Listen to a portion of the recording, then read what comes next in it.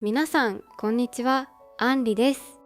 今日は2026年第1四半期に AI へ過去最高のお金が流れ込む一方で、スターゲート計画の縮小、フェットの新たな警戒シナリオ、メタの大量解雇が同時に起きているお金と恐怖の同時過去最高を AI に詳しくない方にもわかるようにお伝えします。今日は2026年5月5日、子供の日の火曜です。今この瞬間、AI 業界では信じられないことが3つ同時に起きています。1つ目、過去最高のお金が AI に流れ込んでいること。2つ目、その象徴だったスターゲート計画が静かに崩れ始めていること。3つ目、フェド、つまりアメリカ中央銀行が AI バブル崩壊を主要シナリオに格上げしたこと。そしてメタは5月20日に8000人解雇を決行します。これは別々のニュースに見えて、実は一本の線でつながっています。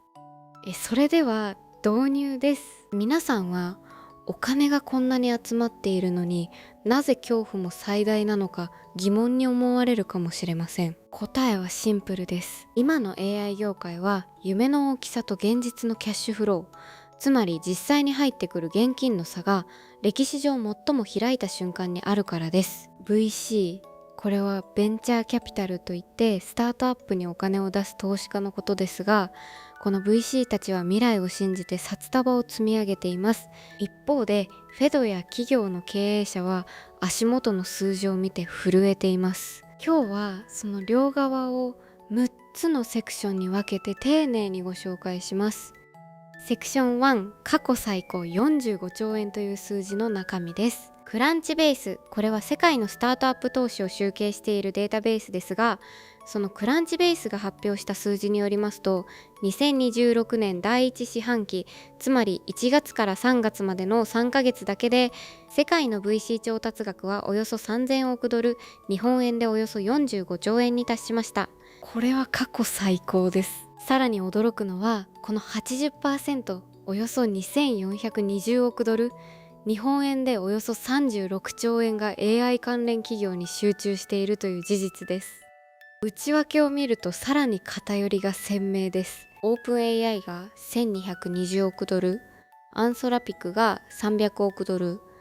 XAI が200億ドル、ウェイモが160億ドル、この4社だけで1880億ドル、日本円でおよそ28兆円、つまり全体の3分の2をたった4社が吸い上げているのです。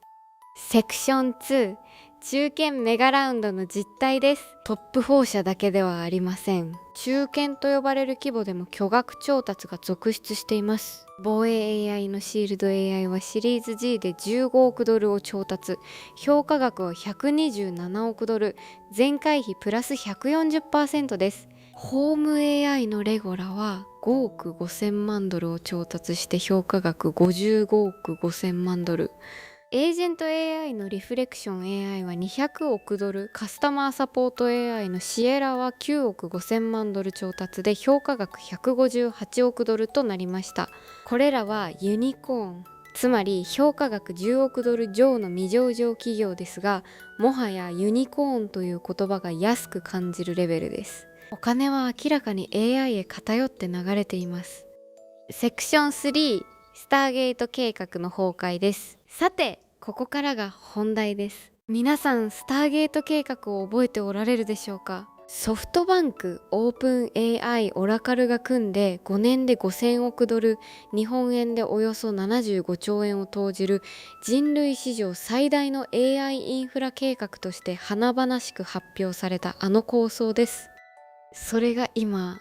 静かに縮小しています。最新の報道によりますと、当初ソフトバンク主導だった計画はオラクル主導の300億ドル、日本円でおよそ4兆5000億円規模のプラン B へと縮小しました。75兆円から4兆5000億円、およそ16分の1です。さらにノルウェーのナービクで予定されていたデータセンター案件はマイクロソフトがリース、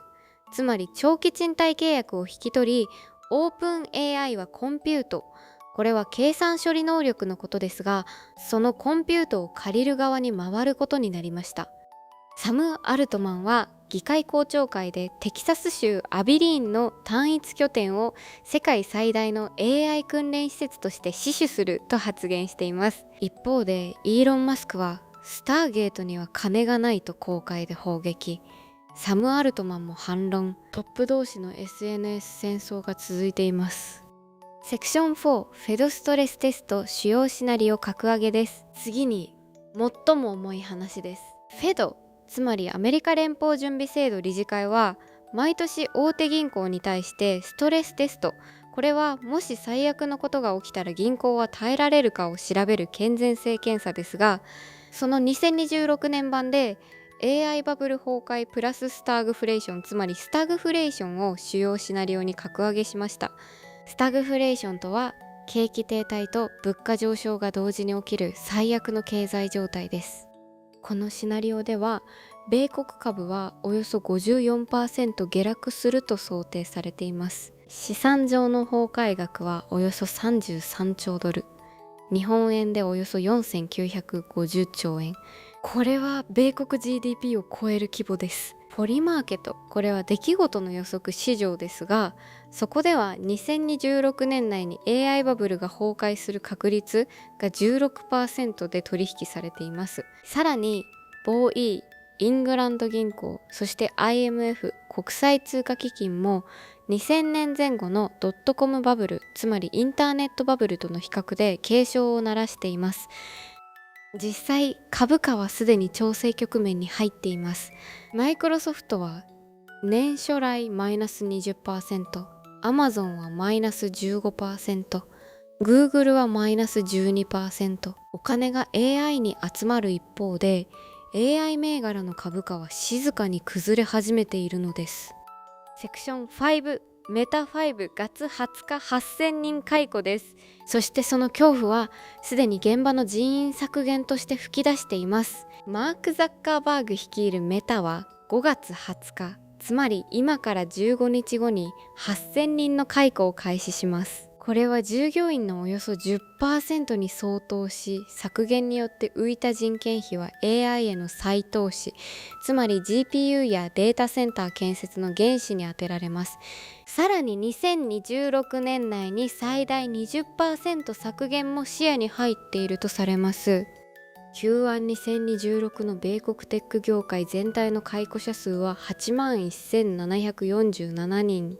これは2年来の最高水準です。そのうち AI 起員の解雇は 15,341 人で単一カテゴリーとしては最大です。一方でサム・アルトマンはみんな AI のせいにしたいだけだ、冷ややかに反応しています。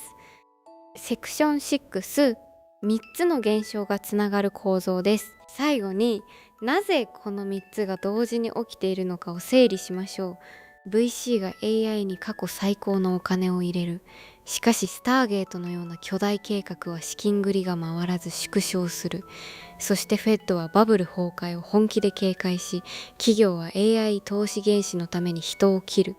これは矛盾ではありません。夢の規模が現実のキャッシュフローを超えた瞬間に起きる典型的なバブル末期の症状です。ドットコムバブルでも崩壊の直前に最大の調達ラッシュが起きました。歴史は繰り返すのか、それとも今回は AI の実力で乗り越えるのか、私たちはその分岐点に立っています。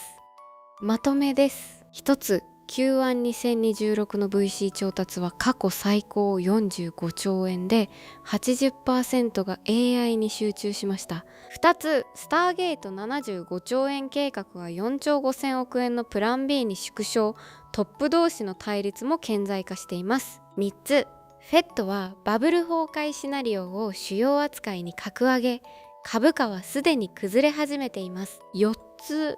メタは5月20日に8000人解雇。AI 起員の人員削減は単一カテゴリー最大です。お金と恐怖が同時に過去最高。これが2026年5月の現実です。ここで視聴者の皆さんに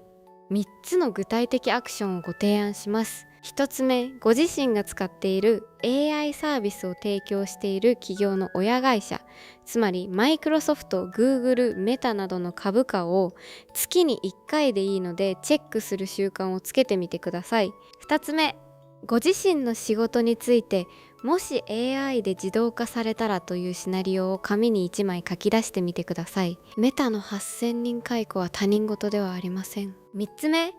ご家族や同僚と AI バブルが崩壊したら何が起きるかを話題にしてみてください。リスクは口に出すだけで備えが始まります。今日のニュースでこれは気になると思ったトピックがあれば、ぜひコメント欄で教えてください。皆さんの関心が高いテーマは次の動画で深掘りしていきます。チャンネル登録と通知ベルをオンにしていただければ、毎日の AI ニュースを見逃さずチェックできますよ。それではまた次の動画で。